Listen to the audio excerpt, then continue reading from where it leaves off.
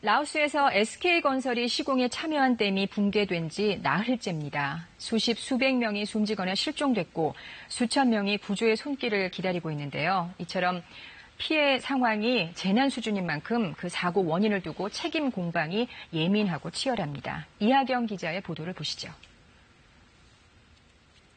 네, SK건설이 라오스에서 시공 중인 댐 사고로 아직까지 수천 명이 고립돼 있습니다. 지금까지 2,800여 명이 구조가 됐는데 3,000명이 넘는 주민들이 여전히 흙탕물 속에서 구조를 기다리고 있습니다. 이 라오스 총리는 지금까지 131명이 실종됐고 모두 라오스인이라고 발표를 했습니다. 또 다른 정부 관계자는 사망자가 최소 26명이라고 했는데요. 하지만 일부 언론에서는 사상자가 이것보다 훨씬 많을 거란 전망도 나옵니다. 지금부터는 이 라오스 댐 사고 관련 소식을 집중적으로 전해드릴 텐데 먼저 여기가 어떤 곳인지부터 보겠습니다. 지금 보고 계신 게 이 라오스 지도인데요. 이 보시는 것처럼 미얀마, 태국, 또 베트남과 이렇게 국경을 맞대고 있는데 이 사이를 이렇게 메콩강이 쭉 흐르고 있죠. 그런데 보시면은 여기 지금 표시가 돼 있는 게 수력 발전소입니다. 모두 40개 정도가 운영 중이거든요. 이 라오스에서는 전력이 수출의 30% 정도를 차지할 정도로 주요 수출 상품입니다. 이번에 사고가 난 지역은 바로 이 지점입니다. 2013년에 공사가 시작이 됐는데 지금까지 공정률은 92%입니다. 이 본댐이 보시는 것처럼 이렇게 두 군데가 있고요. 이거는 이미 공사가 끝이 나서 물을 가둬둔 상태였습니다. 그리고 보시는 것처럼 이렇게 보조댐들이 쭉 있는데 한 5개 정도 됩니다. 그리고 이번에 사고가 난 건 바로 이 지점입니다. 이 SK건설은 예정보다 5개월 정도 공사 기간을 당겨서 이 사고 당시에는 시운전을 하고 있었던 상태였습니다. 본격적인 가동은 내년 2월 예정이었고요.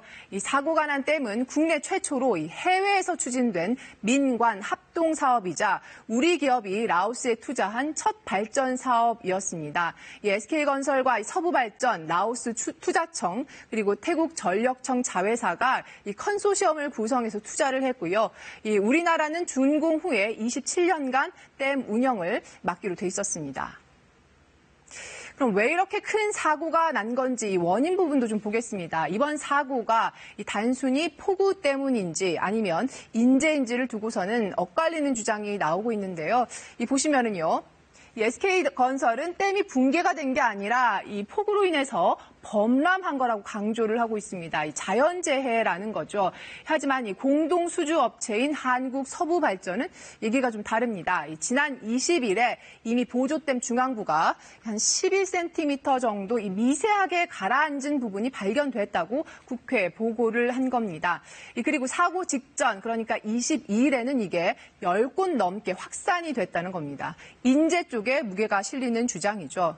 이 주민들을 언제 대피시켰냐 하는 대처 시기를 놓고도 주장이 엇갈립니다. SK건설은 댐 유실을 22일 밤 9시에 발견을 했는데 바로 직후에 이 주민들을 대피시키기 시작했다라고 했고요. 이 서부발전은 23일 오전 11시에서야 이 대피가 시작됐다고 국회에 보고했습니다. 이 라오스 정부는 이번 사고 지역을 재난지역으로 지정을 했습니다. 그리고 이 베트남이 군 병력을 투입을 해서 이 지원에 나서는 등 국제사회 지원도 본격화하고 있는데요. 우리 정부도 이 긴급 구호대를 조만간 파견할 걸로 보입니다.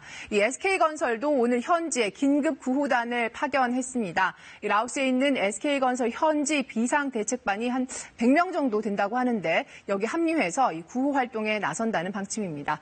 KBS 뉴스 이하경입니다.